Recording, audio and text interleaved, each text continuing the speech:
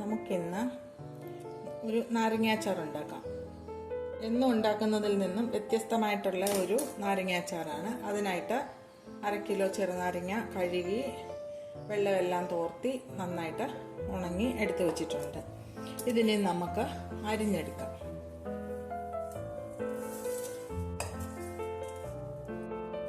കഷ്ണത്തിന്റെ വലിപ്പം നമ്മുടെ ആവശ്യം ഏതാണോ, ചെറിയ കഷ്ണം വേണമെങ്കിൽ ചെറുതായിട്ട് മുറിക്കാം, വലുത് വേണമെങ്കിൽ വലുതായിട്ട് മുറിക്കാം, 4ആയിട്ട് മുറിക്കാം.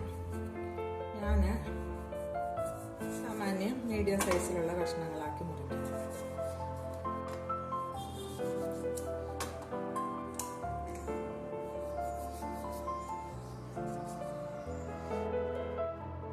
സ്റ്റീലിന്റെ പ്ലേറ്റിലാവുമ്പോൾ ഇതിന്റെ നീര് വീണാലും അതിൽ തന്നെ ഇരുന്നോളും. നമ്മളിത് മുളകും കായപ്പൊടിയും ഉലുവാപ്പൊടിയും ഉപ്പും ഒക്കെ ചേർത്ത് വെയിലത്തോട്ട് വെച്ച് 2-3 ദിവസം ഉണക്കിയതിന് ശേഷമാണ് അച്ചാറിടുന്നത്. അങ്ങനെ ഇട്ട് കഴിഞ്ഞു കഴിഞ്ഞാൽ എത്ര നാൾ വേണമെങ്കിലും കേടാവാതിരിക്കും, സ്വാദും മാറത്തില്ല. ഇനി ഇതുപോലെ തന്നെ ബാക്കിയുള്ള നാരങ്ങയും അരിഞ്ഞിട്ട് വരാം. നാരങ്ങയെല്ലാം ചെറിയ കഷ്ണങ്ങളാക്കി അരിഞ്ഞു.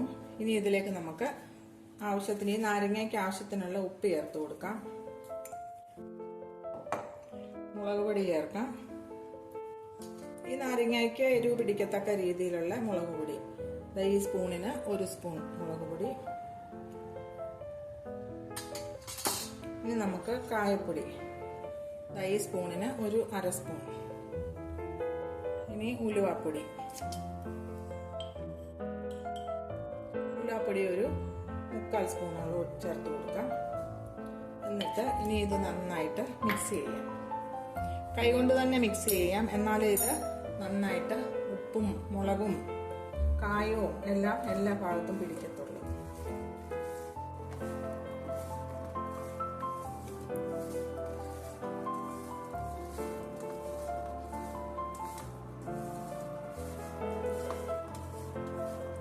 ഇത് നല്ല വെയിൽ കിട്ടുന്ന സ്ഥലത്ത് വെച്ച് ഒരു 2-3 ദിവസം നമുക്കൊന്ന് ഉണക്കിയെടുക്കാം. വെച്ച് നന്നായിട്ട് ഉണക്കിയെടുക്കാം.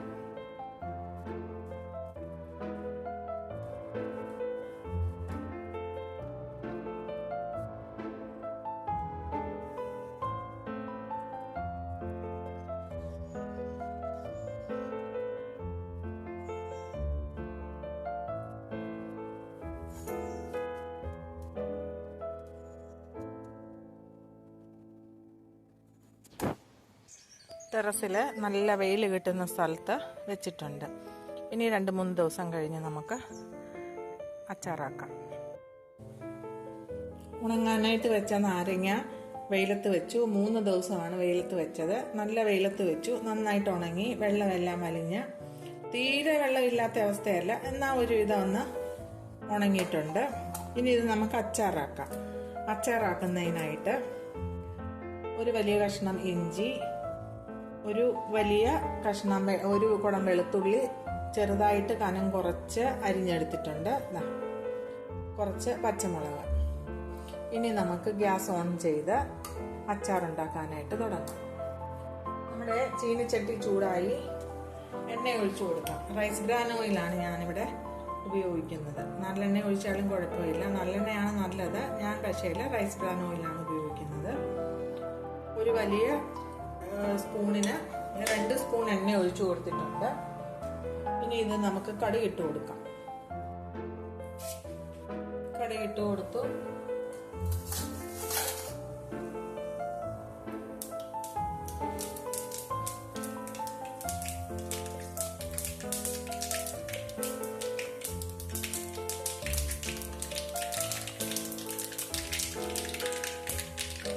കടുക് പൊട്ടി. ഇനി ഇതിലേക്ക് നമുക്ക് വെളുത്തുള്ളി ചേർത്ത് കൊടുക്കാം. ആദ്യമേ നമുക്ക് വെളുത്തുള്ളി ചേർത്ത്, വെളുത്തുള്ളി ഒന്ന് വാടി വരുമ്പോൾ ഇഞ്ചി പച്ചമുളകും കൂടെ ചേർത്ത് കൊടുക്കാം. കാരണം ഇഞ്ചി ചേക്കാട്ടിൽ കൂടുതൽ വെളുത്തുള്ളി വാടി വരുന്നതിന് സമയമെടുക്കും.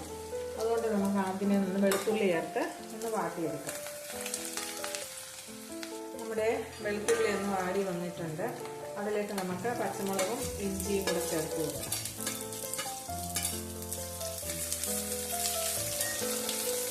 ഇനി ഇതെല്ലാം കൂടെ നന്നായി നന്നായിട്ടൊന്ന് വഴന്ന് വരുന്നത് വരെ നമുക്ക് വെയിറ്റ് ചെയ്യും. നമ്മുടെ ഇഞ്ചിയും വെളുത്തുള്ളിയും പച്ചമുളകും നന്നായിട്ട് മൂത്ത് വന്നിട്ടുണ്ട്. ഇനി നമുക്ക് തീയെ ലോ ഫ്ലെയിമിലോട്ട് മാറ്റി മുളക് പൊടി ഇട്ട് കൊടുക്കാം.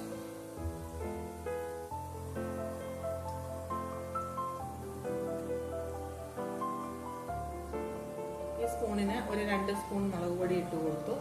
കാരണം നാരങ്ങയ്ക്ക് നമ്മൾ നേരത്തെ തന്നെ ഇട്ടിട്ടുണ്ട്.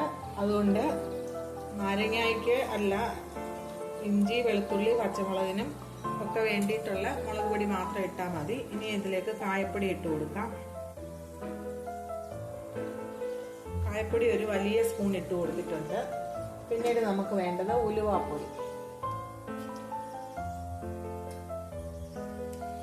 ഉലുവാപ്പൊടി നമുക്ക് ഈ സ്പൂണിന് ഒരു 1/2 സ്പൂൺ ഉലുവാപ്പൊടി ചേർത്ത് കൊടുക്കാം. എന്നിട്ട് ഈ മുളകൊന്ന് മൂത്ത് വരുന്നത് വരെ നമുക്ക് വെയിറ്റ് ചെയ്യാം. പച്ചമണം ഒന്ന് മാറി വരട്ടെ.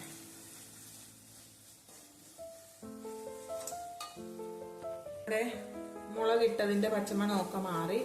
ഇനി നമുക്ക് ഇതിലേക്ക് ഈ നാരങ്ങ ഇട്ട് കൊടുക്കാം.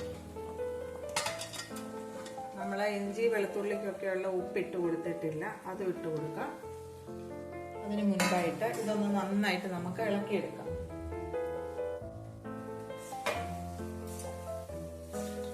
ഈ നാരങ്ങ വെയിലത്ത് വെച്ച് നമ്മള് ഉണക്കിയത് കൊണ്ട് നല്ല കട്ടിയായിട്ടിരിക്കുകയാണ്. അതൊന്ന് സോഫ്റ്റ് ആവുന്നതിനായിട്ട് നമുക്ക് സ്വല്പം തിളച്ച വെള്ളം ഒഴിച്ചു കൊടുക്കാം.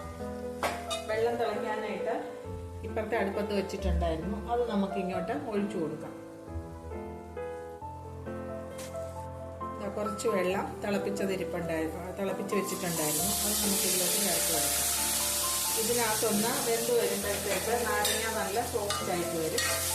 അപ്പം നമുക്ക് വളരെ പെട്ടെന്ന് തന്നെ കഴിക്കാൻ പറ്റും. ഇല്ലെന്ന് വരില്ല. ഇത് ഒരു മാസമൊക്കെ വെച്ച് കഴിഞ്ഞാൽ ഈ നാരങ്ങ ഒന്ന് സോഫ്റ്റ് ആയിട്ട് വരത്തുള്ളൂ.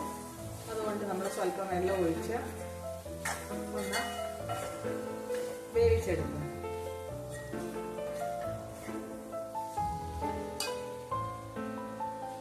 ഇനി നമുക്ക് ഇഞ്ചി വെളുത്തുള്ളി ഇതിനൊക്കെ വേണ്ട ഉപ്പിട്ട് കൊടുക്കാം.